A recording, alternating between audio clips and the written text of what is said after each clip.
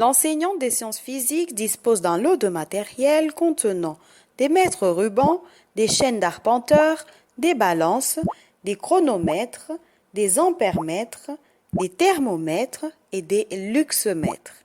Elle répartit ses élèves en petits groupes et donne à chaque groupe un matériel dont il doit suivre le protocole afin d'effectuer des mesures des grandeurs physiques de certains objets.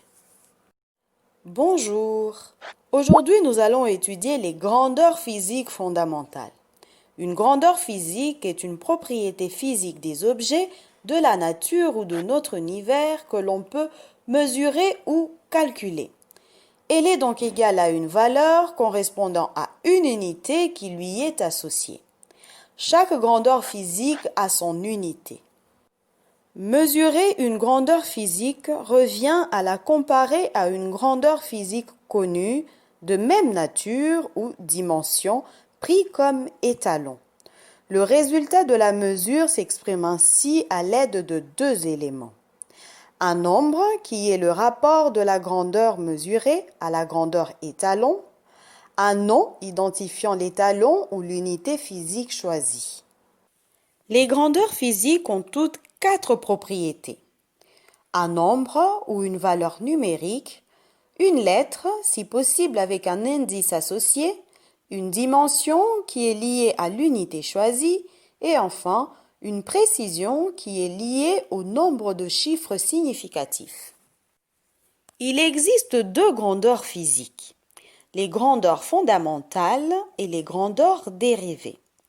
Les grandeurs fondamentales, dites de base, sont celles dont toutes les autres sont dérivées.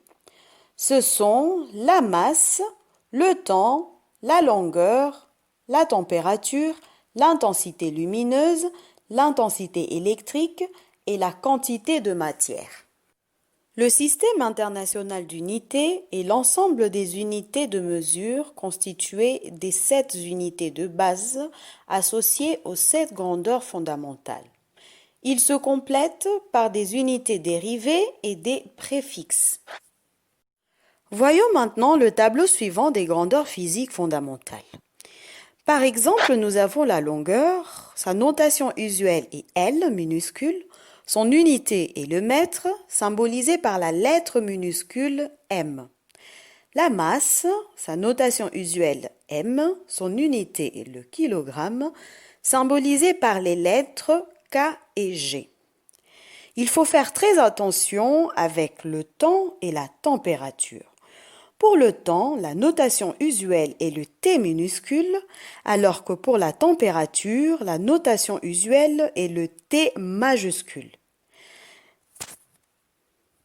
Également, la notation de l'intensité électrique et l'intensité lumineuse sont bien distinctes.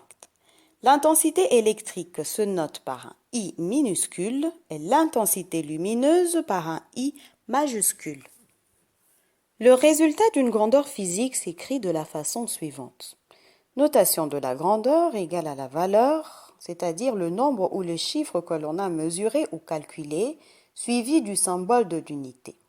Prenons l'exemple de la longueur, donc L est égale à 350 mètres. Ici, on estime que nous avons mesuré 350 mètres. En conclusion, au début de la leçon, l'enseignant a demandé à ses élèves d'effectuer sur certains objets la mesure de la grandeur fondamentale à laquelle est associé le lot de matériel suivant.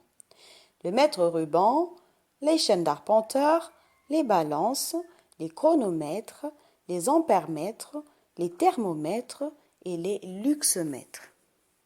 Le mètre ruban est un instrument de mesure flexible formé d'une règle graduée et permet ainsi de mesurer les longueurs des objets où la surface est courbe. Il peut être associé à la grandeur fondamentale de la longueur. La chaîne d'arpenteur, c'est un instrument de mesure destiné aux travaux d'arpentage réalisés par un géomètre. Les chaînes d'arpenteur modernes sont des mètres rubans de 30 à 100 mètres. Parfois, son usage est soumis à une méthode particulière pour mesurer la température ambiante. La balance est un appareil de mesure qui sert à déterminer la valeur de la masse d'un objet. Le chronomètre est un instrument de mesure du temps.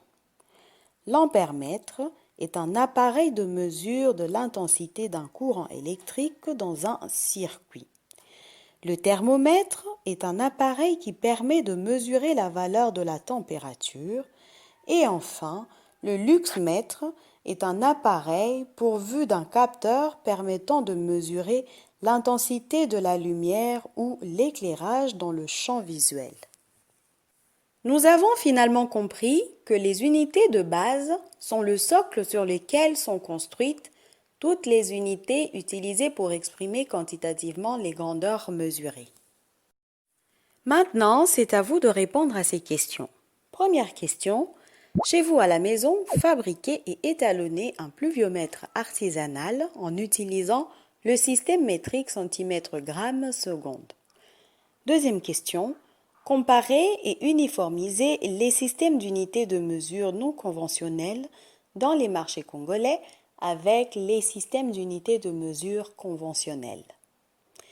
Bon travail! Au revoir!